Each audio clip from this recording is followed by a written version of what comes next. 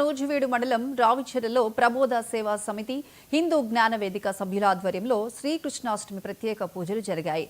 మండపంలో 11 రోజుల పాటు ప్రత్యేక పూజలతో పాటు భగవద్గీత పారాయణం జరిగింది. మాజీ ఏఎంసీ చైర్మన్ రావిచెర్ల సర్పంచ్ కాపా శ్రీనివాసరావు 9 ఏళ్లుగా ఆధ్యాత్మికత ఉట్టిపడేలా ఈ వేడుకలు జరుపుతున్నామన్నారు. ప్రబోధ సేవా సమితి సభ్యులు నాగ వెంకట కృష్ణ తదితరులు భగవద్గీత సారాంశాన్ని వివరించారు. ఈ నెల 26న జరిగే శ్రీకృష్ణుని ఊరేగింపులో అందరూ పాల్గొనాలని ప్రబోధ సేవా సమితి సభ్యులు పిలుపునిచ్చారు.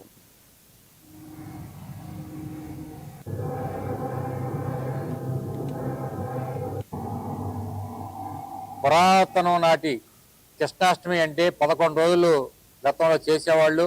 రాను రాను అది ఒక్కరోజుగా రావటం, మరి ఏదైతే ఆ శ్రీకృష్ణుడు వారు భగవద్గీతలో తెలియజేసినటువంటి అంశాలన్నింటినీ కూడా ఈ 11 రోజులు కూడా భక్తవాసులందరూ కూడా తెలియజేసుకుంటూ మరి ఆ శ్రీకృష్ణుడు వారు చూపించినటువంటి మార్గంలో నడవటం కానివ్వండి, ఆ పురాతనంలో పెద్దలందరూ పెట్టినటువంటి ప్రతి ఒక్క కార్యం గురించి కూడా మరి ఈ భగవద్గీతలో ఉన్నటువంటి విశేషాలన్నింటినీ కూడా ప్రజలందరికీ తెలియచేయాలని మేము మొన్న 16వ తారీఖు నుంచి రేపు 26వ తారీఖు వరకు కూడా మరి ఈ యొక్క కార్యక్రమాన్ని ఏర్పాటు చేసుకుని మరి ఈరోజు ఏదైతే మానవాళికి కావాల్సినటువంటి భగవద్గీతలో ఉన్నటువంటి విశేషాలన్నింటినీ కూడా మరి ప్రతి ఒక్కరికి కూడా తెలియజేయటం, దాంట్లో ఉన్నటువంటి ఆధ్యాత్మిక భావాలన్నింటినీ కూడా ప్రజలందరికీ చేరే విధంగా మరి యొక్క 11 రోజులు కూడా కృష్ణాష్టమి వేడుకల్ని ఘనంగా నిర్వహించుకోవటం అనేది మరి గత 9 సంవత్సరాల నుంచి నిర్వహించి వస్తా ఉన్నాం.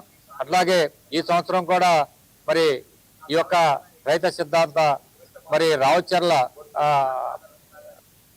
ఇక్కడ వచ్చిన వాళ్ళందరికీ భగవద్గీతలోని విశేషాలను తెలియజేస్తూ శ్రీకృష్ణ వారు ఏదైతే భగవద్గీతలో తెలియజేశారో అవన్నీ తెలియజేస్తూ అవి సర్వ మానవాళి కోసం ఆయన వచ్చి మన కోసం ఈ కర్మబంధనాల నుంచి ముగించడం కోసం, ఈ కర్మబంధనాల వల్ల ఈ బయట ప్రపంచంలో ఇన్ని రకాల కార్యాలు, ఇన్ని రకాల అవకతవకలు జరుగుతున్నాయి. కాబట్టి ఆ కర్మ విషయం తెలిసినప్పుడు మాత్రమే ప్రతి ఒక్కరికి పాపభీతి అనేది కలుగుతుంది. ఇప్పుడు సమాజం అనేది మారుతుంది.